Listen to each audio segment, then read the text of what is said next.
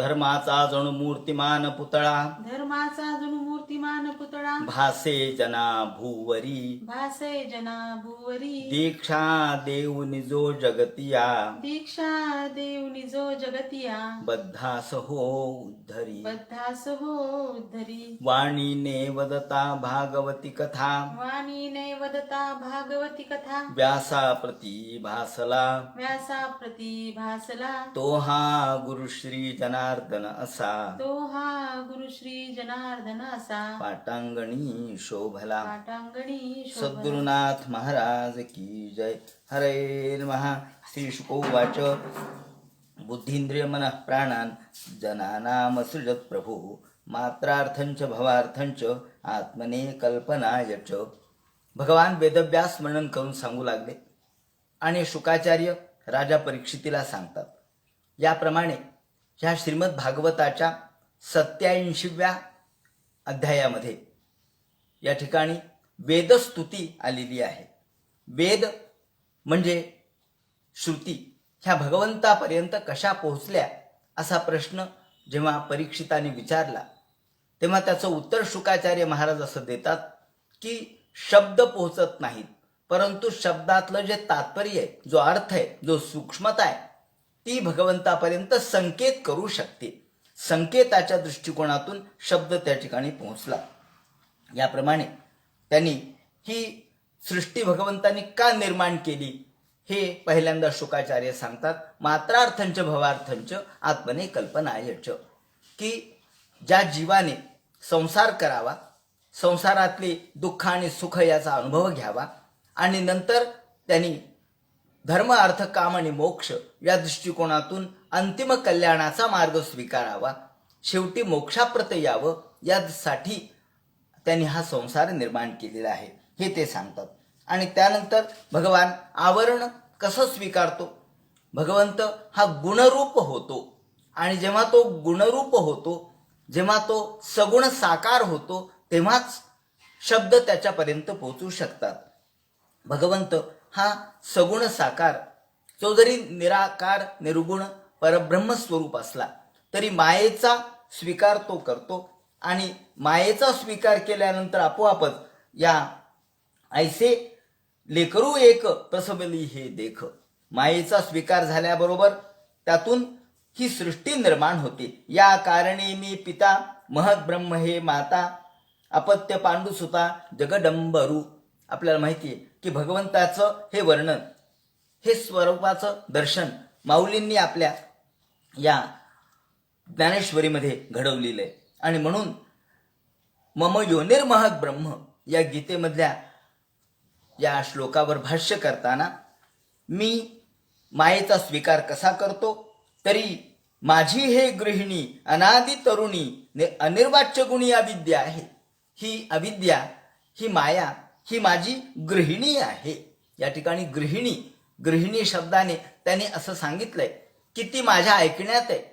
माया ही भगवंताची गृहिणी आहे, माया भगवंताच्या ऐकण्यात आहे आणि मायेच्या अधीन तो नाही, माया त्याच्या अधीन आहे, हा त्याचा अर्थ आपल्याला इथे व्यक्त झालेला दिसतो. आणि म्हणून भगवंत हा मायेचा आश्रय करतो, परंतु माया त्याच्या अधीन आहे. आपण मात्र मायेच्या अधीन आहोत. उदाहरण सांगायचं झालं तर ज्याप्रमाणे आपण समजा घोड्यावर बसलो आणि घोडा चालू लागला, घोड्या उधळला, तर काही वेळेला लगाम आपल्या हातून सुटतो आणि आपण घोड्याच्या स्वाधीन होतो. पण जेव्हा लगाम आपल्या हातात असतो तेव्हा घोडं आपल्या हातात असतं. पण लगाम सुटला, आपलं ब्रेकवरचं नियंत्रण सुटलं की गाडीच्या हातात आपण, मग जिथे आदळेल तिथे आदळेल. त्याप्रमाणे आपण मायेच्या स्वाधीन होतो आणि माया आपल्या संसारामध्ये आपल्याला गुरफटवून टाकते. परंतु भगवंत हा मायेला अधीन करणार आहे. त्यामुळं या ठिकाणी वर्णन करण्यात आलेले श्रीधराचार्यांनी केलेले नृत्यंती तव वीक्षणांगणगता काल स्वभावादिभिर भावान सत्वरजस्तमो गुणमयात उन्मीलयंती बहुन. नृत्यंती तव वीक्षणांगणगता काल स्वभावादिभिर. ही जी माया आहे ती काल आणि स्वभाव या दृष्टिकोनातून नृत्य करते, भगवंतासमोर नृत्य करते, असं वर्णन या श्रीधराचार्यांनी केलेले या टीकेमध्ये. नृत्यंती तव वीक्षणांगणगता काल स्वभावादिभिर. भगवंताची ती स्त्री आहे, भगवंताची अधीन आहे, ती भगवंताची गृहिणी आहे, म्हणून ती त्याच्या ताब्यात आहे.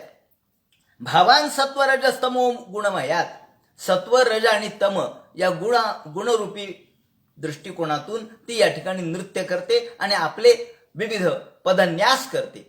आपला आविष्कार, ज्याला आपण तिचं रूप, तिचं वैभव, तिचं हास्य आणि तिचं लास्य ती प्रगट करते. नृत्यंती तव वीक्षणांगणगत काल स्वभावादिभिर भावान रज सत्वरज तमो गुणमयात उन्मीलयंती बहुन तन्मामाक्रम्य पदा शिरस्यति घरात संवर्धयत्यातुरम माया ते शरणम गतोस्मि नृहरे त्वामेव त्वाम वारय. या ठिकाणी श्रीधराचार्य या भागवतावर टीका करणारे श्रीधर हे नृहरीचे उपासक आहेत, नरहरीचे उपासक आहेत आणि त्यामुळं माया ते शरणम गतोस्मि नृहरे, जी माया देवा तुला शरण येते त्या मायेचं निवारण तू कर असं म्हटलेलं आहे. म्हणून तन्मामाक्रम्य पदा शिरस्यति भरात, ही माया माझ्या डोक्यावर पाय देते, तुमच्या समोर ते नृत्य करते पण जीवाच्या डोक्यावर पाय देते, तेव्हा संमर्दयत आतुरम, मी आतुर आहे, मी अत्यंत दुःखी आहे हे देवा. माया ते शरणम गतोस्मि नृहरे त्वामेव त्वाम वारय. म्हणून हे देवा, या मायेचं निवारण तूच करू शकतोस, कारण ती तुझ्या स्वाधीन आहे. आम्ही पराधीन आहोत आणि मायेच्या स्वाधीन आहोत आणि तू मात्र मायेला आपल्या स्वाधीन ठेवणार आहेस. म्हणून परप्रतारणा कारणे स्वैरिणी भरली ही दुर्गुणे असे या ठिकाणी म्हटलेलं आहे. तेव्हा ही जी माया आहे त्या मायेचा स्वीकार भगवान करतात, म्हणून ते गुणमय होतात आणि जेव्हा ते गुण धारण करतात अर्थात अवतार धारण करतात तेव्हाच शब्द त्याच्यापर्यंत पोहोचू शकतात असे या ठिकाणी म्हटलेलं आहे. ही जी सगळी चर्चा कुठं झाली त्यांनी सांगितलंय की याचा इतिहास सांगितला तर नारायण ऋषी आणि नारद यांचा हा संवाद प्राचीन काळात झालेला आहे. कलापक ग्रामामध्ये सगळे ऋषींचा समुदाय बसलेला असताना त्या कलापक ग्रामामध्ये नारायण आणि नारायण ऋषी आणि नारद यांचा संवाद झालेला आहे. त्यावेळेला हा ब्रह्मसिद्धांत सांगण्यात आला. त्याचा पूर्वी इतिहास सांगताना ते म्हणतात की जनोलोकामध्ये एक ब्रह्मसत्र चाललेलं होतं. त्यावेळेला सनक, सनंदन, सनातन आणि सनत कुमार हे 4 जण एकमेकांना ज्ञान सांगत असत. तेव्हा नारद श्वेतद्वीपाच्या राजाला भेटण्यासाठी गेले होते, तेव्हा ही श्रुती वचनाची चर्चा झाली असं त्यांनी सांगितलंय. शुकाचार्य परीक्षितीला म्हणतात. आणि जनोलोकामध्ये इथं पहिल्यांदाच प्रवचन असा शब्द वापरलाय. प्रवचन शब्द किती प्राचीन आहे हे याच्याहून लक्षात येईल. प्रवचनमेकम, आज आपण ज्ञानेश्वरीवर प्रवचन करतो. तुकारामांच्या गाथेवर प्रवचन नसतं, तुकारामांच्या अभंग गाथेवर कीर्तन आहे, पण ज्ञानेश्वर माऊलींच्या ज्ञानेश्वरीवर मात्र प्रवचन आहे. अर्थात हा स्वतंत्र विषय आहे. कोणता की जो कीर्तन, प्रवचन, त्याचप्रमाणे पुराण हे 3 माध्यम जे लोकमाध्यम आहेत, लोकसंवाद माध्यम आहेत, त्याची उपयोगिता काय, त्याचे वैशिष्ट्य काय यावर स्वतंत्र चिंतन होऊ शकतं. एखादा PhDचा प्रबंध देखील होऊ शकेल की प्रवचन म्हणजे काय, त्याचं स्वरूप काय असतं, त्याचे वक्त्याचं स्वरूप काय, श्रोते कोणत्या प्रकारचे आहेत, कीर्तनामध्ये वक्ते कसे, श्रोते कसे, त्याचा विषय कसा, आणि पुराण हे देखील, हे 3 लोकमाध्यम आहेत. पुराण, कीर्तन, प्रवचन आणि चौथं जे माध्यम आहे ते आहे तमाशा. हा लोकमाध्यमच आहे हे सुद्धा, आणि हे उत्तर काळात निर्माण झालेले आहे. असो, याप्रमाणे या 4 लोकमाध्यमांचा अत्यंत परिपूर्ण अभ्यास हा केला पाहिजे. तो लोकसंस्कृतीला उपकारक ठरणार आहे. असो, या ठिकाणी प्रवचन शब्द पहिल्यांदा आला. प्रवचन म्हणजे काय, विशिष्ट पद्धतीने सांगणे. पण या ठिकाणी सनक, सनंदन, सनातन, सनत कुमार हे जे 4 जण होते ते 4 जण समान अधिकाराचे होते. आणि कधी एक जण वक्ता व्हायचा, बाकीचे श्रोते व्हायचे. काही वेळेला वक्ता श्रोता व्हायचा आणि त्यातलाच एक जण बोलू लागायचा. म्हणजे समान पातळी, प्रवचनासाठी समान पातळीवरचे श्रोते आणि वक्ते असणं आवश्यक आहे. कारण प्रवचनामध्ये बौद्धिकता जास्त आहे, कीर्तनामध्ये थोडी मनोरंजकता आहे, पण प्रवचनात नाही.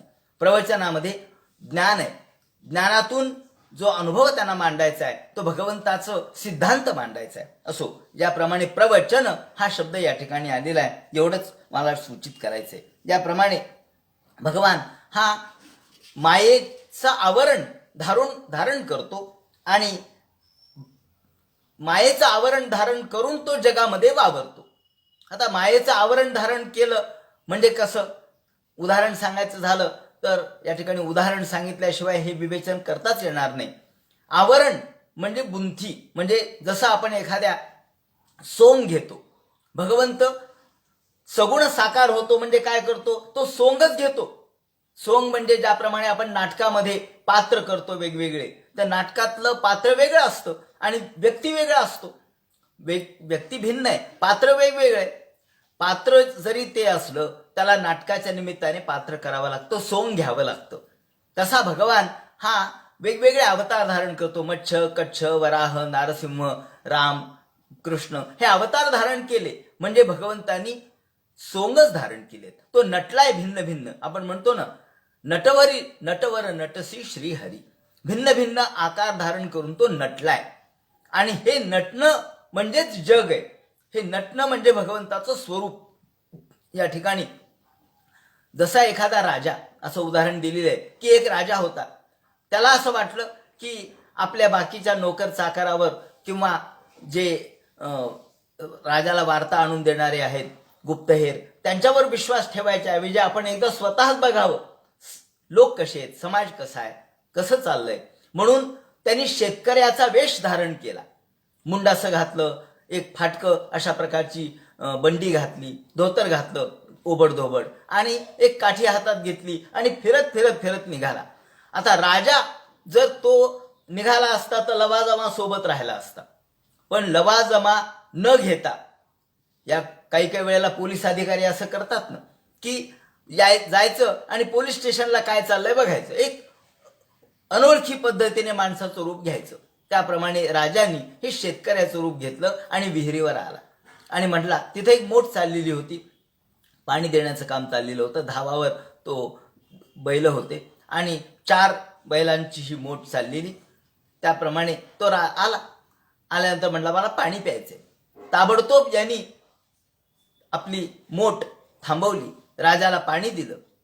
अर्थात राजा आहे हे माहीत नव्हतं, सामान्य शेतकरी म्हणून तो आला.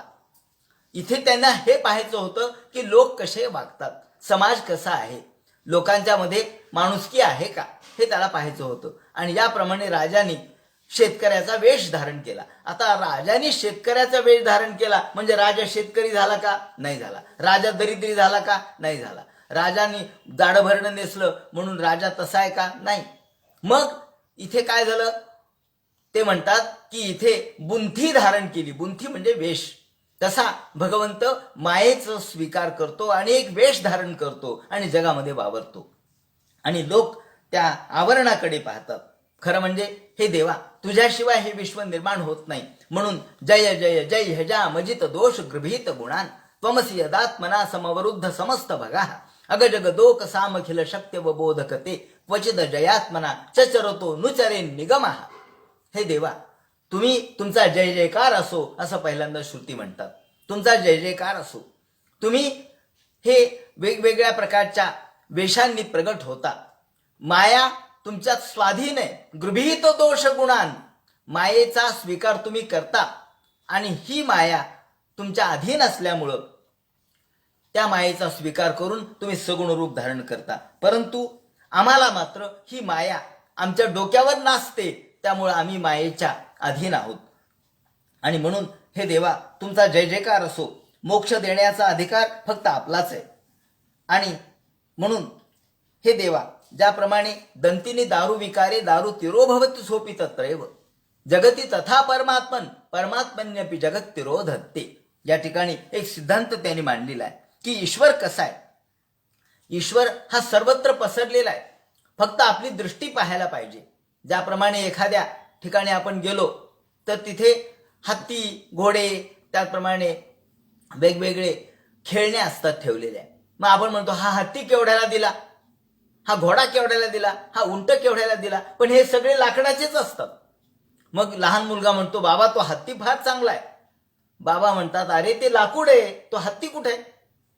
नाही नाही नाही, हत्तीच आहे. हत्तीचा आकार आहे पण ते मुळात लाकूड आहे. म्हणून दंतिनी दारू विकारे दारू तिरो भवती. जरी आपल्याला लाकूड म्हणून आपण पाहिलं तर हत्ती दिसणार नाही, हत्ती म्हणून पाहिलं तर लाकूड दिसणार नाही. लाकूड गुप्त झालं कशामध्ये? आकारामध्ये. तसं या ठिकाणी जगती तथा परमात्मन, जग आणि परमात्मा एकच आहे. आपण जग म्हणून पाहायला गेलं तर ईश्वर दिसत नाही, ईश्वर म्हणून पाहायला गेलं तर जग आपल्याला खोटं आहे असं वाटतं. कारण मूळ तत्व अधिष्ठान कशाचं आहे? लाकडाचं आहे. हत्ती लाकडाचा आहे, घोडा लाकडाचा आहे, बैल लाकडाचा आहे, गाडी लाकडाची आहे. पण हा आकार नष्ट झाला की मूळ ते लाकूड आहे. म्हणून आकाराला भुलू नका. या ठिकाणी माईक शब्दाचा अर्थ खोटं असं नाही, तर खोटं नाही म्हणजे काय? केवळ कायम न टिकणारं या अर्थाने माईक अर्थ घ्यायचा. माईक म्हणजे कायम न टिकणारं. टिकणारा काय? लाकूड टिकणार आहे, पण आकार टिकणारा नाही, आकार नष्ट होणार आहे. तुम्ही हत्ती फोडला की 2 तुकडे झाले, आकार गेला. गाडी तुटली तर गाडीचे 2-4 तुकडे झाले, आकार गेला, पण लाकूड तर कायम राहिलं ना. तसं भगवान हा अधिष्ठान आहे. हे अधिष्ठान कायमच आहे, अधिष्ठान सत्यतया. म्हणून ते म्हणतात की ज्याप्रमाणे आपण या लाकडाकडे लाकूड म्हणूनच पाहायला पाहिजे, वस्तूकडे केवळ आकारावर आपण भुलता कामा नये. त्यामुळे ते म्हणतात की उदय आणि अस्त हा भगवंताच्या स्वरूपावरच या जगाचा होतो. जग निर्माण होतं, जग नष्टही होतं, पण ते मूळ भगवंताच्या स्वरूपावर. जशा लाटा येतात आणि जातात, पण मूळ समुद्र कायम आहे. लाटा नसतानाही समुद्र आहे, लाटा आल्यावरही समुद्र आहे, पण मूळ अस्तित्व समुद्राचं कायम आहे. त्याप्रमाणे ते म्हणतात, छांदोग्य उपनिषदामध्ये एक फार सुंदर कथा आलेली आहे. त्याने असं म्हटलंय की 12 वर्ष गुरुच्या घरी राहून आलेला श्वेतकेतू याला स्वतःला आपण फार विद्वान आहेत असं वाटलं, आणि उद्दालक त्याचे वडील होते. उद्दालकाला लक्षात आलं की आपला श्वेतकेतूने ज्ञान घेतलंय, पण हे ज्ञान वरवरचं घेतलंय. त्यांनी उद्दालकाने श्वेतकेतूला विचारलं, का रे श्वेतकेतो, तू गुरुकडे शिकलास, मग मला हे सांग की असा कोणता पदार्थ आहे की जो ऐकला असता सगळं ऐकल्यासारखं होतं, जे जाणलं असता सगळं जाणल्यासारखं होतं, जे पाहिलं असता सगळं पाहिल्यासारखं होतं. तो म्हणतो, असं नाही म्हणे, प्रत्येक गोष्ट वेगवेगळी आहे. नाही म्हणे, तू विचारू नये म्हणे तुझ्या गुरुला. ते म्हणे, नाही, माझ्या गुरुनी मला सगळं ज्ञान दिलं, त्यांना माहीत असतं तर त्यांनी दिलं असतं, तुम्ही मला सांगा. मग या उपनिषदामध्ये त्याने असं सांगितलंय की मग त्याचे वडील त्याला एका कुंभाराच्या आळीमध्ये घेऊन जातात. तिथे गेल्यानंतर ते म्हणतात, हे पहा, हा कुंभाराचं हे घर आहे. त्याने कुंभारांनी काय काय करून ठेवलंय पहा म्हणे. इथे गाडगे आहेत, मडके आहेत, रांजण आहेत, परळ आहेत, येळण्या आहेत, पणते आहेत, सगळे पदार्थ आहेत, आणि याच्यात वेगवेगळे मातीचे चित्रे तयार केलेले आहेत. पण हे कशातून तयार झाले? हा मूळ मातीचा रांधा या ठिकाणी आहे. या रांध्याला आपण मृतपिंड असं म्हणतो. हे पिंड या ठिकाणी आहे. त्या पिंडातूनच हे वेगवेगळे आकार निर्माण झाले. इथं मातीशिवाय दुसरं काय सांग बरं? तो म्हणला, काहीच नाही. मग हे सगळे आकार कल्पित आहेत, माती तेवढी सत्य आहे. त्याप्रमाणे हे सगळे चित्र कल्पित आहेत. कल्पित म्हणजे आकार हा आपण जसा मनाने द्यावा त्याप्रमाणे. आपण हत्ती करतो, त्याच मातीचं आपण गणपती करतो, त्याच मातीचा आपण उंदीर करतो. एकाच मातीचे उंदीरही झाला, त्याच मातीचा गणपती झाला, त्याच मातीचे त्यांचे शस्त्रही झाले, आणि त्याच मातीचं त्यांचा चौरंगही झाला. पण याला आपण चौरंग म्हणतो, याला उंदीर म्हणतो, पण माती तरी एकच आहे ना. माती एकच आहे. मग आपण जे भिन्न भिन्न रूप त्याला दिले ते आपल्या कल्पनेनुसार दिले. आणि म्हणून आत्मा हा सत्य आहे, तो नित्य आपल्यामध्ये अस्तित्वात आहे, तो विराजमान आहे. त्याला जाणलं म्हणजे सगळ्याला जाणलं. त्याला जाणलं, हाथी के पाव में सबके पाव, त्याप्रमाणे त्याला जाणलं म्हणजे सगळ्याला जाणलं.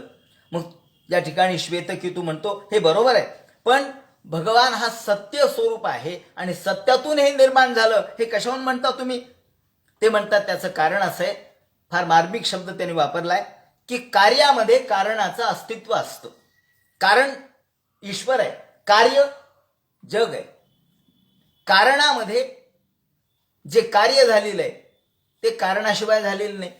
जे कार्य झालं, कार्य म्हणजे रूप. आता जो समजा एक हत्ती तयार केला किंवा एक गाडगं मडकं तयार केलं, हे कार्य झालं, पण त्याचं कारण आहे माती.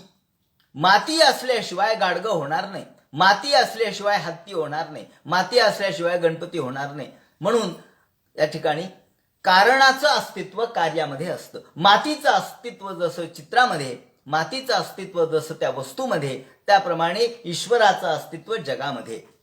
मग तो म्हणाला हे सत्य कशावरून? त्याने असं उत्तर दिलंय, हे श्वेतकेतो उद्दालक म्हणतात की हे तू जेव्हा म्हणतोस हे आहे, मी आहे, कोणाला विचारलं तू आहेस का? तो म्हणतो मग मी आहे ना, हे काय? म्हणजे आपण आहोत असं जरी आपण जप दररोज करत नसलो क्षणाक्षणाला, तरी आपण आहेत याचं भान आपल्याला असतं अस्तित्वाचं. म्हणजे आहे कोणती गोष्ट आपण आहे म्हणतो, जग आहे, आकाश आहे, माती आहे, पाणी आहे. मग हे आहे ज्याला आपण म्हणतो, अंधार आहे, उजेड आहे, जर असत पासून निर्माण झालं असतं तर नाही नाही नाही म्हणावं लागलं असतं. आहे असं जे अस्तित्वाचा भाग आहे तो ईश्वर आहे. जे अस्तित्व आपण म्हणतो, म्हणून कुणी कितीही म्हटलं मी नास्तिकवादी आहे, नास्तिकवादी असूच शकत नाही. कारण त्याला पहिल्यांदा त्याला म्हणावं तू आहेस का नाही हे सांग. तू नास्तिक आहेस ना, मग तू म्हण मी नाहीये, मग आम्ही बघू. तो म्हणतो नाही नाही मी तर आहे. मग तू जर आहेस तर तू कशाच्या जोरावर आहे म्हणतो? चैतन्याच्या जोरावर आहे म्हणतो. तो आहे म्हणजे मृत माणूस बोलू शकेल का? नाही बोलू शकणार. तो जिवंत आहे आणि जिवंतपणा हे चैतन्याचं लक्षण आहे. म्हणजे आहे अस्तित्व हे चैतन्य रूप आहे. आणि म्हणून अस्तित्ववादी जे लोक आहेत, जे नास्तिकवादी लोक आहेत, ते अस्तित्वाला नाकारतात, ईश्वराला नाकारतात. त्यांनी स्वतःला चैतन्याला नाकारू बघू द्यावर. नाही, स्वतःच्या चैतन्याला कुठं नाकारतात? मग तुमच्या चैतन्याला जर तुम्ही नाकारलं नाही तर ईश्वर ह्या आहे असंच म्हणावं लागेल. कारण ईश्वर सर्वत्र आहे. जसा तो तुझ्यात आहे तसा तो जगात आहे. म्हणून या ठिकाणी ते म्हणतात की आहे असं अस्तित्व आपण या ठिकाणी घेतो, करतो. आणि म्हणून सृष्टीच्या आरंभी ब्रह्माने मी फार व्हावं असं त्याला वाटलं आणि त्यांनी सृष्टी निर्माण केली. मग श्वेतकेतूने प्रश्न केला, महाराज जर निराकार निर्विकार असलेलं हे परब्रह्म असेल तर त्याला मी फार व्हावं अशा प्रकारची इच्छा तरी कशी काय झाली? त्यांनी उत्तर दिलं की जरी ब्रह्म स्वरूपतः निराकार निर्विकार असलं तरी त्याच्यामध्ये जी शक्ती आहे, जी स्फूर्ती आहे ती माया आहे. अंतस्फूर्ती जी आहे, ज्याला आपण आदिमाया म्हणतो, ती आदिमाया ती स्फूर्ती आहे. ती स्फूर्ती जी संकल्प स्फूर्ती आहे ती विश्वाच्या उत्पत्तीचं मूळ कारण आहे. आणि भगवंताला या मायेचा आश्रय करावासा वाटला आणि म्हणून त्याच्यामध्ये विकार न होता, ज्याप्रमाणे सोनं कोणतंही असू द्या त्याचा अलंकार आपण केला तर सोनं आणि अलंकार एकच आहे. अलंकाराचा पुन्हा सोन्यामध्ये रूपांतर आपण करू शकतो. त्याप्रमाणे त्याला अनध्यस्त विवर्त असं म्हणतात. हा थोडासा अवघड शब्द आहे, परंतु हा आपण आता गुलाबराय महाराजांनी सुद्धा हा शब्द स्वीकारला आणि मान्य झालाय पुढे. अनध्यस्त विवर्त सगळ्या संत साहित्यामध्ये, विशेषतः वारकरी संप्रदायामध्ये अनध्यस्त विवर्त मानलेला आहे. अनध्यस्त विवर्त म्हणजे अध्यस्त विवर्त शब्द वेगळा आहे. अध्यस्त म्हणजे ज्याचा निराश होतो. समजा दोरीवर आपल्याला सर्पाचा भास झाला, मग दोरी हे कळालं, मग सर्प कुठे गेला, सर्प खोटा आहे हे कळलं, हा झाला अध्यस्त विवर्त. म्हणजे त्याचा अध्यास झाला, सर्पाचा निराश झाला. पण अनध्यस्त विवर्त म्हणजे अलंकार आणि सोनं हे एकच आहे. इथे अलंकार वेगळं आणि सोनं वेगळं आहे असं आपण करू शकत नाही. आपल्याला अलंकाराचा भास झाला असं आपण म्हणत नाही. म्हणून त्याला अनध्यस्त विवर्त म्हणतात. आणि म्हणून विवर्त वाद हा शंकराचार्यांनी मांडला, परंतु अनध्यस्त विवर्त हा सगळ्या संत साहित्याने मांडला. अगदी ज्ञानेश्वरांच्या सारख्यांनी सुद्धा अनध्यस्त विवर्त मांडला. गुलाबराव महाराजांनी सुद्धा अनध्यस्त विवर्त मांडला. ज्याप्रमाणे ते म्हणतात की जेव्हा प्राणीमात्रांची कर्म हे फलोन्मुख होतात तेव्हा परब्रह्माला असं वाटतं की मी फार व्हावं. हे सगळं मात्रार्थांच भावार्थांच आत्मने कल्पनायच. देवाने विश्व का निर्माण केलं? अहो तुमचे आमचे कर्म हे कोण भोगणार आहे शेवटी? मागच्या जन्माचे कर्म आम्हाला जर या जन्मात भोगायचे झाले तर आम्हाला जन्म घेणंच भाग आहे. जरी प्रलय झाला तरी प्रलयाच्या वेळेला सगळे साम्यावस्थेमध्ये जरी असले तरी ईश्वररूप होऊ शकत नाहीत. कारण त्यांचे कर्म त्यांच्या सोबतच असतात. त्यामुळे त्यांचे कर्म हे फलोन्मुख जेव्हा होतात तेव्हा भगवंताला वाटतं की आता मी फार व्हावं, ही सृष्टी निर्माण करावी. म्हणून ते म्हणतात की या शक्तीलाच माया असं म्हणतात. आणि हे स्वभावतःच निर्विकार असलेल्या परब्रह्माच्या ठिकाणी जी संकल्प स्फूर्ती होते ती अनिर्वचनीय शक्तीमुळे होते आणि हीच अहमभावाची अभिव्यक्ती म्हणजे सृष्टीची उत्पत्ती. म्हणून आपण मगाशी पाहिलं की मी या मायेचा स्वीकार करतो आणि ही सृष्टी निर्माण करतो. भगवंतांनी सांगितलं की अशा पद्धतीने ही सृष्टी मी निर्माण केली, इच्छा मला झाली. जेव्हा प्राणीमात्रांचे अदृष्ट जेव्हा फलोन्मुख होतात तेव्हा हे व्यक्त होतं. आणि भगवान हा सत्ता मात्र स्वरूपाचा आहे. सत्ता मात्र म्हणजे केवळ अस्तित्व रूपाने. सत्ता दिसत नसते. कोणाची सत्ता आहे हो? आपण म्हणतो अमुक भाजपची सत्ता आहे, काँग्रेसची सत्ता आहे, आणखी राष्ट्रवादीची सत्ता. कुठे दाखवा बरं मला सत्ता कुठे आहे ते. सत्ता दिसत नसते. का? तसा भगवान दिसत नाही. सत्ता कुठे दिसते आपल्याला? नाही दिसत. सत्ता जशी दिसत नाही तसा ईश्वर दिसत नाही, पण त्याच्या इच्छेने सगळं होतं हे मात्र खरंय. त्या सत्तेवर बसलेले जे आहेत, सत्तेवर सत्ता चालवणारे, त्यांच्या इच्छेनुसार होतं की नाही? हो, त्यांच्या इच्छेनुसारच कलेक्टर काम करतो, त्याच्या इच्छेनुसार तहसीलदार काम करतो, त्याच्या इच्छेनुसारच खालचे लोक काम करतात, पण सत्ता मात्र दिसत नाही. तसा ईश्वर हा सत्ता मात्र आहे आणि माया सगळं काम करते. ज्याप्रमाणे ते म्हणतात अशा पद्धतीने ईश्वर सगळ्या विश्वामध्ये ओतप्रोत भरलेला आहे. ओतप्रोतम यत्रच सर्वम गगनांतम. शंकराचार्यांनी म्हटलंय भगवान हा ओतप्रोत भरलेला आहे सर्वत्र. ओतप्रोत कसा भरलाय? तर ज्याप्रमाणे पण तंतू पटवत, ज्याप्रमाणे एखाद्या पटामध्ये वस्त्रामध्ये धागे असतात, वस्त्रात धागे आहेत, मग यातला प्रत्येक धागा आहे म्हणून वस्त्र आहे. यातले धागे काढून घेतले तर वस्त्र दिसणारच नाही. कुठं वस्त्र आहे हो म्हणले, मला कपडा आणून दाखवा बिन धाग्याचा. नाही, धागे असल्याशिवाय कपडा कसा? म्हणजे धागे आहेत म्हणून कपडा असं आपण त्याला म्हणतो, वस्त्र आपण त्याला म्हणतो. पण धागे नसतील तर वस्त्र नाही. त्याप्रमाणे भगवान हा धाग्याप्रमाणे सर्वत्र ओतप्रोत भरलेला आहे, परिपूर्ण अर्थाने भरलेला आहे. गगनम गगनांतम, ज्याप्रमाणे आकाश सर्वत्र व्याप्त आहे. आणि घटना अशी घडली की जनक राजाच्या सभेमध्ये एकदा परब्रह्माची चर्चा चाललेली होती. आणि ही चाललेली असताना मोठा मजेशीर विषय हाही उपनिषदातच आलेला आहे. तिथं चाललेलं असताना जनक राजे म्हणाले, जो ब्रह्मज्ञानी आहे त्यांनी माझ्या 1000 गायी घेऊन जाव्यात. सगळे लोक तटस्थ बसले. आता ब्रह्मज्ञानी आहे हे कसं काय सिद्ध करणार? सगळे लोक बसले तटस्थ. याज्ञवल्क्य मोठे हुशार होते, ते व्यवहारवादी होते. याज्ञवल्क्याने आपल्या शिष्याला सांगितलं, शिष्या हो घेऊन जा बरं सगळ्या गायी. म्हणले 1000. ते घेऊन चालले. लोक उठले, म्हणले याज्ञवल्क्या तुम्ही स्वतःला का ब्रह्मज्ञानी समजता का? हो म्हणले ब्रह्मज्ञानी. मग आमच्या बरोबर चर्चा करा म्हणले. म्हणजे करतो चर्चा. याप्रमाणे याज्ञवल्क्यांनी सर्वांच्या बरोबर चर्चा केली. शेवटी गार्गी उठली आणि गार्गीला असं वाटलं की आता आपण एक प्रश्न विचारावा. ती म्हणली, महाराज मी एक प्रश्न विचारते आणि मग या सगळ्या गायी तुम्ही घेऊन जा. गार्गीला असं वाटलं, गार्गी मोठी हुशार होती, तिला असं वाटलं, गार्गी आणि मैत्री ह्या ब्रह्मवेत्ते होते, ह्या स्त्रिया जरी असल्या तरी ब्रह्मज्ञानी होत्या. त्या गार्गीला असं वाटलं की आपण असा प्रश्न विचारावा, याचं उत्तर नाही दिलं, गप्प बसले तरी त्यांचा पराभव झाला, आणि उत्तर दिलं तरी पराभवच आहे. कारण देव किंवा ईश्वर हा काही शब्दवाच्य नाहीये. म्हणून तिने विचारलं की हे पा, आपण असा एक पेचात टाकलेला प्रश्न विचारावा. महाराज म्हणे तुम्ही म्हणता की हे सगळे पदार्थ, भूत भविष्य काळातलं वर्तमान काळातलं सर्व अव्याकृत पदार्थ हे आकाश तत्वामध्ये एकरूप आहे. हो म्हणले, आकाश तत्वात अव्यक्त हिरण्यगर्भामध्ये सामावलेलं आहे. आता हिरण्यगर्भ कशात सामावलाय? हे सगळं जे पंचमहाभूतात्मक सृष्टी आहे ते आकाश तत्वात, आणि आकाश तत्व हिरण्यगर्भात. मग हिरण्यगर्भ कशात एकरूप आहे असं म्हटल्यानंतर त्यांना वाटलं आता उत्तर दिलं तरी अडचण नाही, नाही दिले तरी अडचण आहे. अव्याकृत आकाशाचा, अव्यक्त हिरण्यगर्भाचा अधिष्ठाता कोण आहे हे आम्हाला सांगा. अव्याकृताचा अधिष्ठान अनिर्वचनीय आहे. त्यामुळे आता यांना उत्तर देता येणार नाही असं वाटलं, आणि गप्प बसले तरी त्यांचा अपमान झाला आणि पराजय झाला असं होईल. म्हणून त्यांनी हा प्रश्न विचारला. या वेळेला याज्ञवल्क्य म्हणाले की हे पा, मी तुमचं उत्तर देतो. अव्याकृत आकाशाचं, अव्यक्त हिरण्यगर्भाचं अधिष्ठान कोण आहे असा जो तुम्ही मला प्रश्न केला, त्याचं उत्तर असं आहे की अक्षर, असं त्याला तत्ववेत्ते म्हणतात.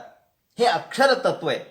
हे अक्षर तत्व स्थूलही नाही, अणुही नाही, ह्रस्वही नाही, दीर्घही नाही. त्याला रंगही नाही, त्याला रूपही नाही, त्याला आकारही नाही, त्याला रसही नाही, त्याला गंधही नाही. आणि असं तत्ववत्त्यांनी त्याचं वर्णन केलेलं आहे. पण हे शून्य रूपही नाहीये. पुढे येणार आहे तो विषय की ईश्वर हा शून्य रूप नाही. बौद्धांनी शून्यवाद सांगितला.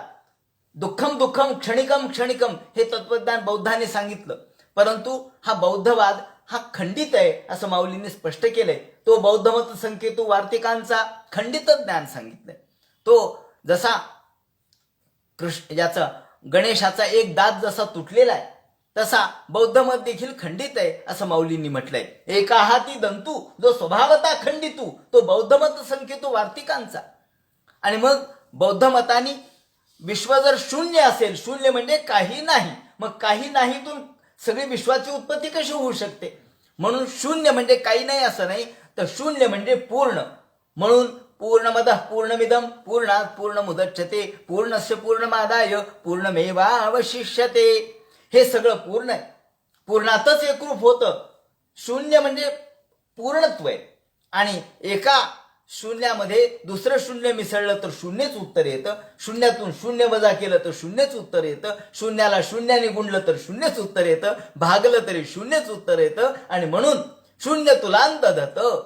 ईश्वर हा शून्य आहे असं म्हणतात. पण शून्य म्हणजे काही नाही, निगेटिव्ह अर्थाने नाही, तर आपल्याला शून्य म्हणजे पूर्ण या अर्थाने घ्यावं लागेल. आणि म्हणून आपण जेव्हा म्हणतो शून्यातून शून्य वजा केलं, शिल्लक राहिलं शून्य, म्हणजे शिल्लक राहिलं का नाही? हा जो शिल्लक राहतो तो कोण आहे? निषेध शेषो जयतादशेष. हा सगळ्याचा निषेध करून जे शिल्लक राहतो तो ईश्वर तत्व आहे. म्हणून आपण इथे जेव्हा म्हणतो की हे अनिर्वचनीय विश्वाचं अधिष्ठान म्हणून जे शिल्लक राहतं, जे शिल्लक राहतो ना तो ईश्वर आहे. आणि म्हणून तो अनुभवाने जाणायचा आहे असं या याज्ञवल्क्यांनी सांगितल्याबरोबर सगळे थक्क झाले. आणि या ठिकाणी त्यांनी सांगितलं की तंतूच्या ठिकाणी जसा पट ही कल्पना, अस्थूलम अनणू असं या ठिकाणी शब्द वापरलाय. म्हणून ओतप्रोतम यत्रच सर्वम गगनांतम यो स्थूलान्वादिषु सिद्धोक्षर यज्ञ संज्ञा ज्ञातो ज्ञातांतोन्यम नेत्युपलब्धो न च वेद्य तम संसारध्वांत विनाशम हरिमीडे. याप्रमाणे शंकराचार्याने सुद्धा याचं विवरण केलेलं आहे. तेव्हा ईश्वर कसा आहे? तो अंतर्यामी आहे, तो सर्वत्र भरलेला आहे. शून्य आपण लोक त्याला काही लोक शून्य म्हणतात, परंतु तो शून्य नाही, तो परिपूर्ण आहे. आणि मग ईश्वराने हे का निर्माण केलं विश्व? तर आपण मुक्त व्हावं म्हणून निर्माण केलं. त्याप्रमाणे हे या देहाचा उपयोग काय याचं विवरण ते करतात. या देहाचा उपयोग भगवंतानी जो आम्हाला देह दिला त्याचा उपयोग जर आपण केला नाही तर आपलं जीवन निरर्थक होईल. देवानी ईश्वरानी एका विशिष्ट भूमिकेसाठी जेव्हा एका ठिकाणी वर्णन करण्यात आलेलं आहे की जेव्हा मानव निर्माण झाला मुदमाप देवा, हा देवाला आनंद झाला असं वर्णन आहे. ब्रह्मदेवाला आनंद झाला. आनंद का झाला हो? जसा बापाला मुलगा झाला, मुलगी झाली म्हणजे आनंद होतो. आनंद का होतो? अरे बरं झालं, काहीतरी आपल्याला कुत्र मांजर झालं असा आनंद असतो. हा आनंद वंशाच्या दृष्टिकोनातून असतो, आपल्या संस्काराच्या दृष्टिकोनातून असतो. तसा या ठिकाणी आनंद झाला ब्रह्मदेवाला. मुदमाप देवा, देवाला आनंद झाला. का? तर आता हा काहीतरी विचार करील, हा काहीतरी आपलं ज्ञान समजून घेईल म्हणून देवाला आनंद झाला. जेव्हा मुलगा चांगला निघतो तेव्हा बापाला आनंद होत नाही का? मुलगा जर चांगला करता झाला, काम करू लागला, शिकला, सवरला, मोठा झाला, मोठ्या पदावर गेला तर आई वडिलाला आनंद होतो. आणि तोच वाईट निघाला तर आनंद होणार नाही ना. मुलगा झाला म्हणून आनंद होईल, पण तो चांगला निघाला तर आनंद होतो, वाईट निघाला तर होत नाही. त्याप्रमाणे देवाला सुद्धा मानव जेव्हा जन्माला आला तेव्हा आनंद झाला. का? तर तो काहीतरी करील, तो आपली सेवा करील, तो मुक्त होण्यासाठी प्रयत्न करील, तो ज्ञानप्राप्ती करील.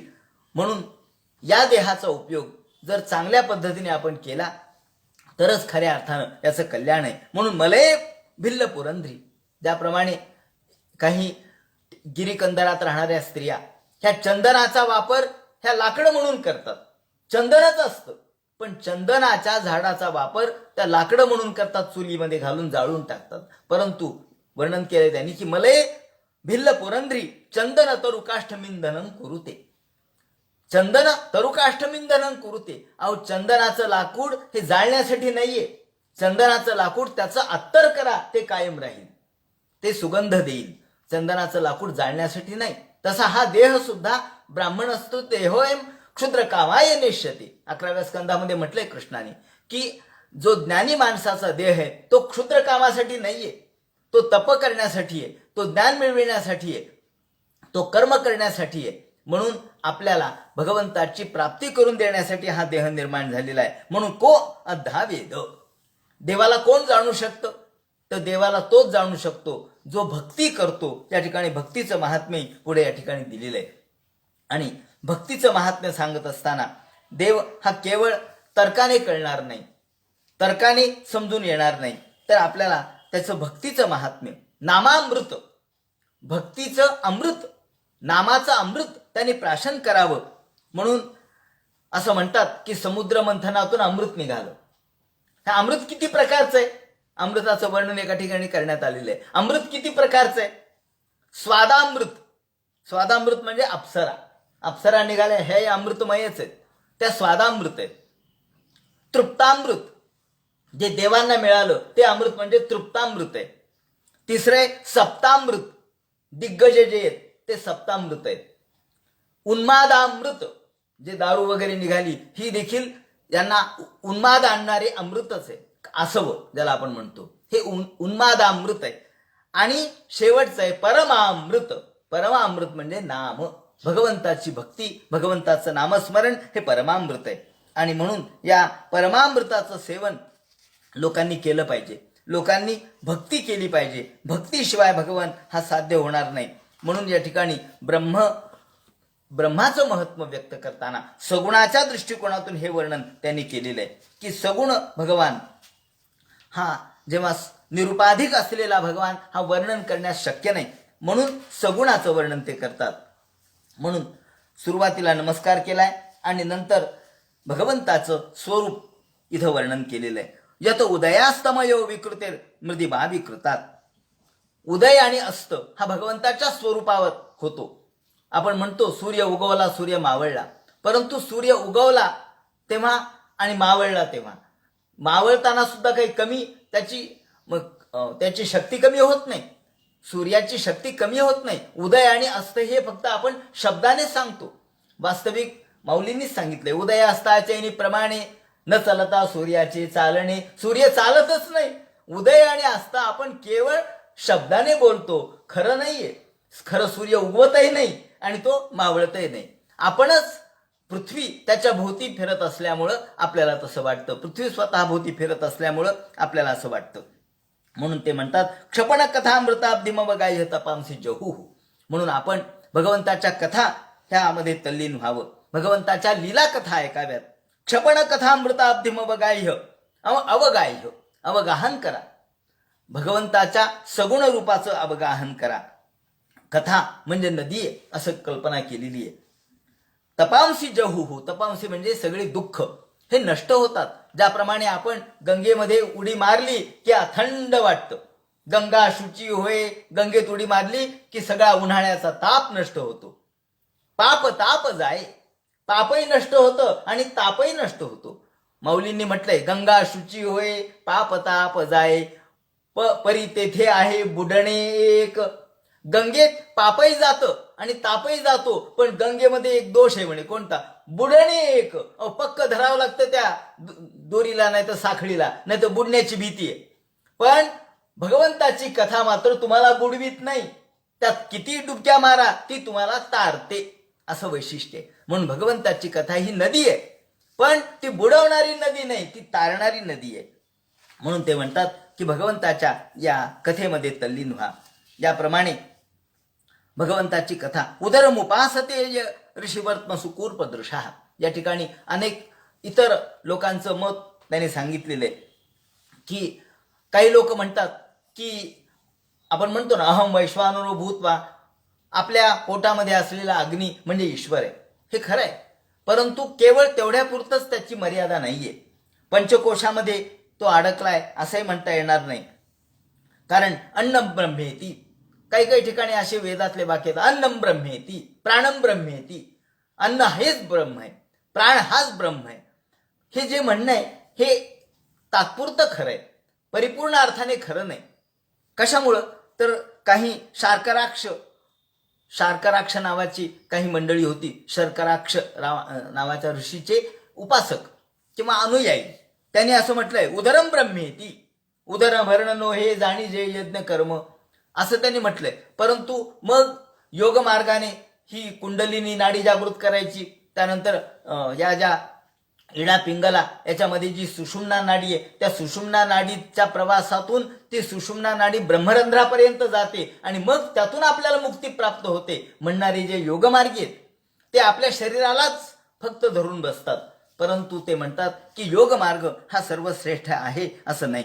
हृदयापासून निघालेल्या 101 नाड्या ज्या मस्तकामध्ये जातात, तिच्या मार्गावर नंतर मुक्ती प्राप्त करून देणारी जी सुषुम्ना नाडी आहे असं कठोपनिषदात वर्णन करण्यात आलेले आहे. परंतु केवळ आपण आपल्या व्यक्तिगत पातळीवर याचा विचार योगी करतात, पण भगवान हा जो आहे तो देहाच्या पलीकडचा आहे. तो केवळ उदरम उपासते, केवळ स्वतःच्या पुरता आपण विचार करू नये. म्हणून पुढे ते म्हणतात की भगवान हा भिन्न भिन्न स्वरूपाने प्रगट होतो. जीव ब्रह्मैवना पराहा असं पण म्हणतो. ममांशो जीवलोके जीवभूत सनातन, ज्याप्रमाणे अग्नी आहे, अग्नीच्या वेगवेगळे स्फुल्लिंग असतात, त्याप्रमाणे आपण जीव हे स्फुल्लिंग आहोत आणि भगवान हा अग्निरूप आहे.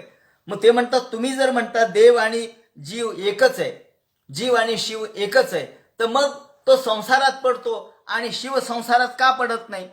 याच्यातला फरक काय? ते म्हणतात त्यातला फरक एवढाच आहे की जीव हा भोग लुब्ध आहे आणि शिव हा भोगाच्या नादी लागत नाही. ज्याप्रमाणे आपण त्या उपनिषदातली श्रुती आपल्याला माहिती आहे की एका झाडावर 2 पक्षी बसलेले आहेत. या एक पक्षी हा पिप्पल भोग तुष्ट, एक पक्षी हा पिंपळाच्या या फळाची अपेक्षा करणार आहे आणि दुसरा निरीच्छ आहे. म्हणून एक पक्षी जो आहे तो जीव आहे आणि दुसरा पक्षी जो आहे तो शिव आहे. जो निरीच्छ आहे तो शिव आहे. आणि म्हणून ते म्हणतात की जीव आणि शिव याच्यात हा फरक आहे की ज्या दोघांच्याही मध्ये फरक असा आहे की भगवान जीव आणि शिवरूपाने जीवामध्ये तो प्रवेश करतो हे खरं आहे, परंतु जीव संसारात अडकतो आणि शिव मात्र यातून मुक्त असतो. तो भोगाच्या नादी लागत नाही, तो त्यागामध्ये तल्लीन असतो. म्हणून एका वृक्षावर असलेल्या 2 पक्षाप्रमाणे या उपनिषदातली श्रुती आपल्याला माहिती आहे. त्यानुसार त्यांनी सांगितलंय की भक्ती ही मुक्तीला देखील बाजूला सारते. भक्ती एवढी श्रेष्ठ आहे की ते म्हणतात, दुरवगमात्म तत्व निगमाय तवात्तनो शरित महामृताब्दी परिवर्त परिश्रमणाः न परिलषन्ति केचित् उपवर्गमपीश्वरते चरण सरोज हंस कुल संग विसृष्ट ग्रहाः. मुक्ती ते परवसरे म्हणती. आपण ज्ञानेश्वरीच्या अध्यायामध्ये बघतो की भक्ती इतकी श्रेष्ठ आहे की ती मुक्तीला सुद्धा बाजूला सारते. मुक्ती ते परवसर म्हणते. अगं मुक्ती जरी आली प्रत्यक्ष तरी ते मुक्तीला म्हणतात, अगं मुक्ती तू बाजूला हो, न लगे मुक्ती आणि संपदा संत संग देई सदा. तुकाराम महाराजांनी म्हटलंय, मला मुक्ती नकोय, संत संग हा श्रेष्ठ आहे. आणि म्हणून मुक्तीपेक्षा सुद्धा भक्ती श्रेष्ठ आहे. या ठिकाणी नलगे तुझी भक्ती, नलगे तुझी मुक्ती, मज आहे विश्रांती वेगळीच, नामदेव महाराजांनी म्हटलंय. नलगे तुझी मुक्ती, नलगे तुझी भक्ती. याप्रमाणे मुक्तीचा तोडर भक्ती पायी लोळे आणि भक्ती सुखाचे सोहळे देव भोगी. मुक्तीचा तोडर भक्ती पायी लोळतोय. भक्तीच्या पायामध्ये मुक्तीचा तोडर आहे.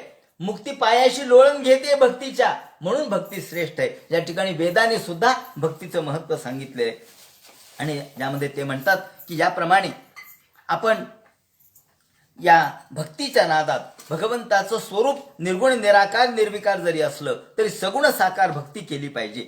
आणि म्हणून सांख्य तत्वज्ञान जरी या ठिकाणी भगवंताचं आणि प्रकृती आणि पुरुष या दृष्टीने स्वरूप वर्णन करत असले, वैशेषिक त्याला मिथ्या म्हणत असले, नैयायिक 21 प्रकारचे दुःख सांगत असले आणि सांख्य अनेक पुरुष आत्म्या आहेत असं म्हणत असले, तरी सुद्धा शेवटी नाही विकृतीम त्यजंती कनकस्य तदात्मतया. या ठिकाणी आपल्याला अनध्यस्थ विवर्त मगाशी मी सांगितलेला या ठिकाणी सांगितलेला आहे. त्याप्रमाणे सत्य ज्ञान अनंतम ब्रह्म, भगवान हा सत्य ज्ञानानंत अशा प्रकारचा आहे. परंतु काही लोक हे मात्र या भगवंताच्या स्वरूपाचं विवरण करता करता अंध परंपरा निर्माण करतात. आणि म्हणून ते म्हणतात, नहि परमस्य कश्चित परो न परष्ठ भवेत वियते इवास्पदस्य तव शून्य तुलांधता अपरमिता ध्रुवास्तनुभृतो यदि सर्वगता स्तरहीन शाश्वतेति नियमो ध्रुव नेतरथा. ज्याप्रमाणे या लोकांच्या अंध परंपरा निर्माण होतात. आणि ह्या अंध परंपरा कशा त्यांनी वर्णन केलंय की ज्याप्रमाणे एका गावामध्ये अनेक वर्षापासून एक वडाचं झाड होतं, खूप जुनं झाड. लोक म्हणायचे, अहो तिकडे जाऊ नका, त्या वडाच्या झाडाखाली भूत आहे. एक पिढी गेली, 2 पिढ्या गेल्या, 4 पिढ्या गेल्या. शेवटी आता नवीन तरुण समोर आले. ते म्हणले, का हो म्हणले, तुम्ही म्हणता भूत आहे, भूत कुठं आहे? चला अरे म्हणले, आपण आता खोरं घेऊ, कुदळ घेऊ, त्याप्रमाणे हे सगळं स्वच्छ करू, जे पंदाड वाढले ते काढू आणि इथे खेळण्यासाठी मोठी मुलांना क्रीडांगण होईल म्हणले. चांगलं. भूत आहे म्हणून त्या वडाच्या झाडाखाली कोणीच जात नव्हतं. ते म्हणले, आता आपण स्वच्छ करू, मुळ्या काढून टाकू, वडाच्या पारंब्या काढून टाकू आणि इथं क्रीडांगण तयार करू. झालं, चांगलं क्रीडांगण तयार झालं. आणि मग हे मुलं म्हणले, का हो म्हणले, आजोबा तुम्ही तर म्हणलात भूत आहे. ते म्हणले, हो, पण ज्या वेळेला तुम्ही हे सगळं स्वच्छ केलं तेव्हा भूत निघून गेलं. भूत आहे अशा पद्धतीने वडील सांगत होते म्हणून मुलगा सांगतो म्हणून त्याचा नातू सांगतो. ही जी अंध परंपरा चालू राहते ती कायमस्वरूपी. तसं या अंध परंपरेमध्ये आपण अडकतो.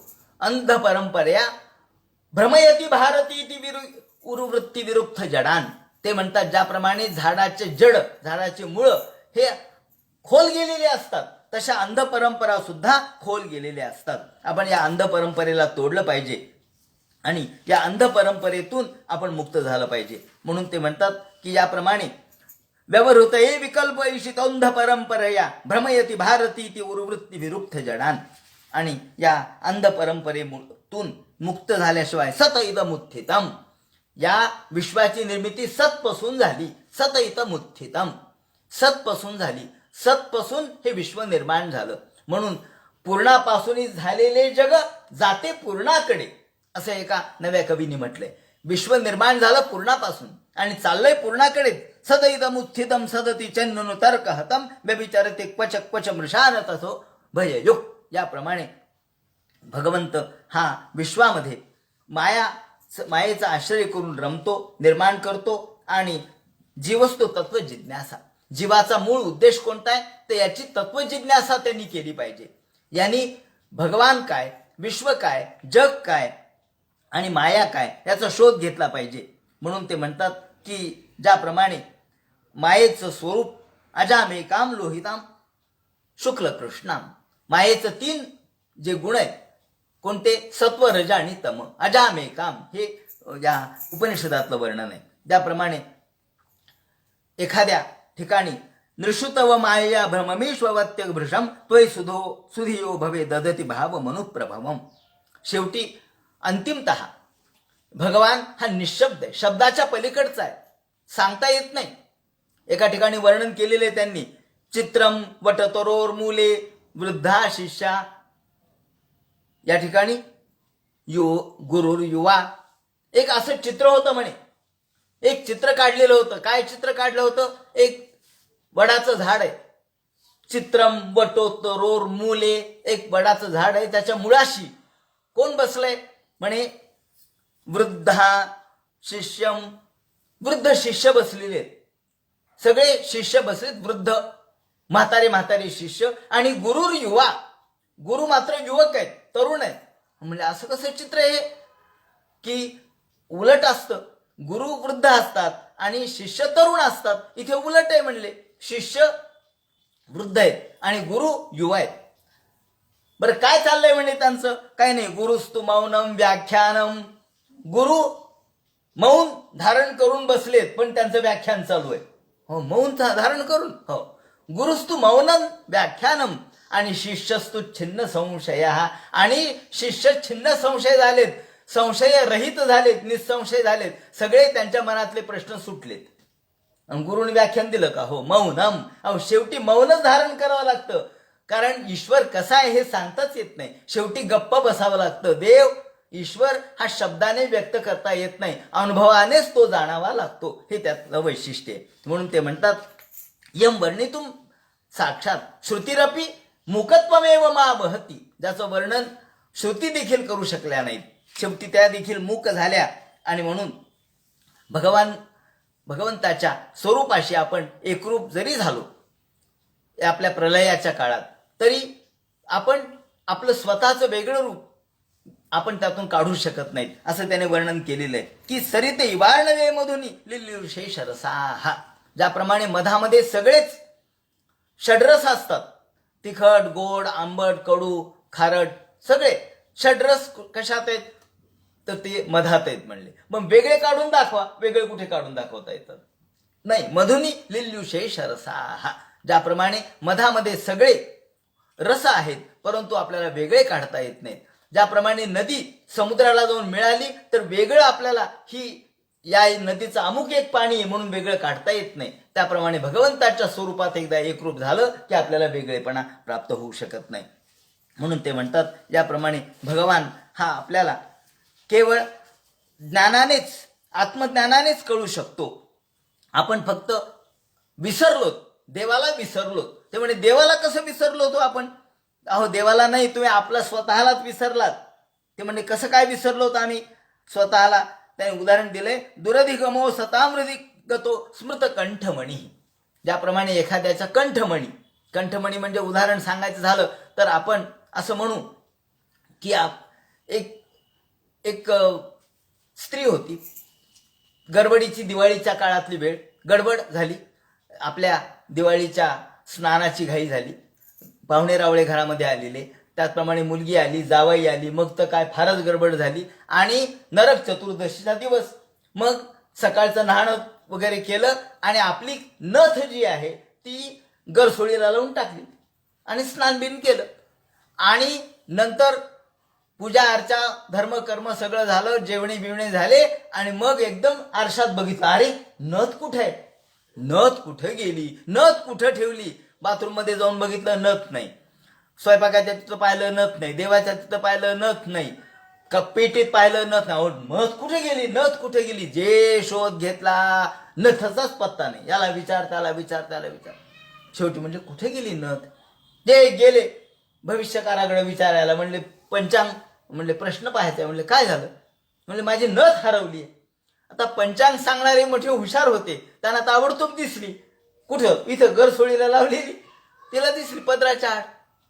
म्हणले हे पहा, ती नथ आहे म्हणलं तुमची. म्हणजे आहे, कुठं आहे ती? काय म्हणले, काय अंध मंद तिबीट सुलोचन असे 4 नक्षत्र असतात, त्यापैकी अंध नक्षत्रावर हरले. म्हणले ताबडतोब सापडेल. म्हणले कुठे आहे? आरशात नथ आहे म्हणे. आरशात? बा म्हणले घरी जाऊन. तिने आरसा उडून बघितला, कुठे आहे नथ. मग पुन्हा बघितलं आरसा बंद करून, तर आपल्याच गळ्यात नथ. त्याने उदाहरण दिले, दुरधिगमो सतामृदिक गतो स्मृत कंठमणीम. आपल्या गळ्यातला कंठमणी जसा आपला विस्मृत होतो त्याप्रमाणे, आता इथं फक्त सूचित केलंय, आपण एवढी कथा सांगितली ती यासाठी की हे कळावं म्हणून. तर ज्याप्रमाणे गरसोळीला लावलेली नथ आपल्याच जवळ असते, पण मग आता जी ती भ्रमित झाली, कशामुळे झाली हो? म्हणली गडबड, सकाळची स्नानाची गडबड, लोकांना स्नान घालण्याची गडबड, तेल लावण्याची गडबड, ओवाळण्याची गडबड. आणि या सगळ्या गडबडीत लेकी जावई आलेले, पोरं बाळा आलेले, सुना आलेल्या, आणि या घाईमध्ये स्वतःकडे लक्ष नाही, म्हणजे भ्रम. त्याप्रमाणे माणूस आत्मतत्वाला विसरतो. का? संसाराच्या भ्रमामुळे आत्मतत्वाला विसरतो. भ्रमयती भारती ती वृत्ती विवृत्त जडान. त्याप्रमाणे तो फिरत राहतो, या नादामध्ये तल्लीन होतो, संसाराच्या नादामध्ये तो विसरतो. म्हणून ते म्हणतात की ज्याप्रमाणे आपण स्वतःचा कंठमणी विसरावा, त्याप्रमाणे आपण आत्मतत्वाला विसरतो. आणि म्हणून ह्या मायेचं वैशिष्ट्यच असं आहे की माया आपल्याला भ्रमित करते. माया म्हणजे त्याचा अर्थच असा की जी भ्रम निर्माण करते, नसलेली गोष्ट दाखवते, त्याला माया असं म्हणतात. आणि म्हणून भगवंताच्या या मायेच्या मधून आपल्याला सुटायचं असेल तर आपल्याला एकच केलं पाहिजे, ते म्हणजे भगवंताला शरण गेलं पाहिजे, भक्ती केली पाहिजे. भक्तीशिवाय भगवान प्रसन्न होणार नाही. स्मरता नित्य हरी मग ते माया काय करी. आपण जर भगवंताचं स्मरण नित्य करत राहिलो तर आपल्याला माया काहीच करू शकणार नाही. ना सदासीन नो सदासीन नो द्रजो नो व्योमा परो यता. भगवंत हा पूर्वी होता, आताही आहे आणि नंतरही राहणार. जेव्हा जग नव्हतं, सूर्य नव्हता, पृथ्वी नव्हती, अंधार नव्हता, उजेड नव्हता, काहीच नव्हता. निळोबारायांनी म्हटलंय, काहीच नव्हते तरी काही एक होते. काहीच नव्हतं तरी काही एक होतं. हे काय होतं? ते चैतन्य होतं, ते ईश्वर तत्व होतं. म्हणून ना सदासीन नो द्रजो नो व्योमा परो यता, असं या ठिकाणी नासदीय सूक्तात देखील म्हटलेलं आहे. आणि म्हणून ते म्हणतात की आपण भगवंताच्या मायेच्या पार जोपर्यंत आपण जाणार नाही तोपर्यंत आपल्याला हे कळू शकणार नाही. याप्रमाणे या वेदस्तुतीमधला काही महत्वाचा गाभा आपल्याला मी समजून सांगितला, कारण समग्र वेदस्तुती सांगायची तर 8 दिवस देखील पुरणार नाहीत. म्हणून केवळ जसं आपण साप कात टाकतो त्याप्रमाणे आपण ही जी कात आहे, बाहेरचा भाग आहे, तो सोडून द्या, माईक गोष्ट सोडून द्या आणि भगवंताशी तल्लीन व्हा, असं त्यांनी म्हटलंय. आणि याप्रमाणे तयोरण्य पिप्पल स्वाद कृष्ण अन्याम, जीव आणि शिव एकच आहेत. द्वा सुपर्णा युजा सखाया समान वृक्षम परिशस्व जाते. ज्याप्रमाणे आपण ही गुणरूपाच्या मध्ये अडकतो आणि यातून भ्रमित चित्त होतो. भगवंताचं स्वरूप आपल्याला कळत नाही. उत्तरोत्तर दसपट यांनी हे शास्त्रीय विवेचन केलेलं आहे. खरं म्हणजे आज देखील जयंत नार्वेकरांच्या सारखे शास्त्रज्ञ हे मान्य करतात की विश्व आहे तेवढंच नाहीये, ते दर क्षणाला वाढतंय, दर क्षणाला पसरतंय, विस्तृत होतंय. आणि म्हणून त्याला ब्रह्म म्हणतात. ब्रह्म शब्दाचा अर्थ काय? ब्रू म्हणजे बृहद होणे, वाढणे, त्याला ब्रह्म असं म्हणतात. जे वाढत जातं, जे सर्वत्र पसरतं. म्हणून उत्तरोत्तर दसपट व्यापक होत जाणारे हे 7 वेष्टन आहेत.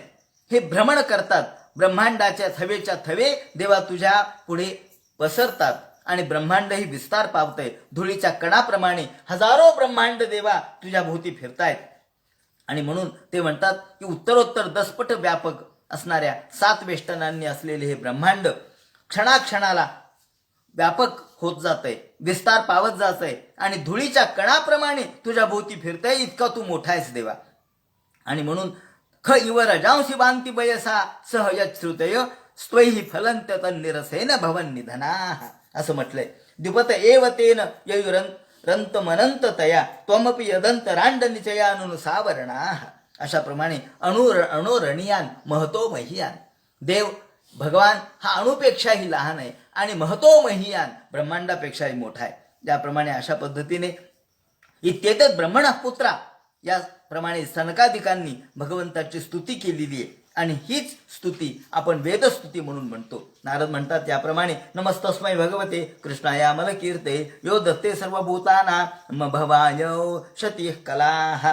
याप्रमाणे नारदाने देखील नमस्कार केला आणि नारायण ऋषी आणि नारद यांचा संवाद शुकाचार्य म्हणतात परीक्षिते मी तुला समजून सांगितला. त्यानंतर आता या प्रत्यक्ष भगवंतानी अर्जुनाच्या वरती कृपा करून या सगळ्या ब्राह्मणांची मुलं कसे वाचवले आणि अर्जुनाची प्रतिज्ञा कशी सत्य केली या संबंधीचं विवेचन. आणि त्यानंतर मग हा जो दशमस्कंद आहे तो या ठिकाणी परिपूर्ण होईल. उद्याच्या चिंतनामध्ये आपण दशमस्कंद पूर्ण करून एकादश स्कंदाला प्रारंभ करू. त्याप्रमाणे आता राहिलेत फक्त 14 दिवस, कारण आज एकादशी आहे, दशमीला समाप्ती आहे. दशमीला शेवटचे फक्त 2 श्लोक 2 अध्याय तेवढे राहतात. तेव्हा 2 अध्याय त्याच्या आधी आपल्याला हा 11वा स्कंध आणि 12वा स्कंधातला भाग परिपूर्ण करायचा आहे. म्हणून आपण 11व्या स्कंधावरती उद्यापासून चिंतन करूया. पुंडली कवरदे हर विठ्ठल सीताकांत स्मरण जय जय राम पार्वती पते हर हर महादेव श्रीमज्जनार्दन गुरुमूर्तये नमः.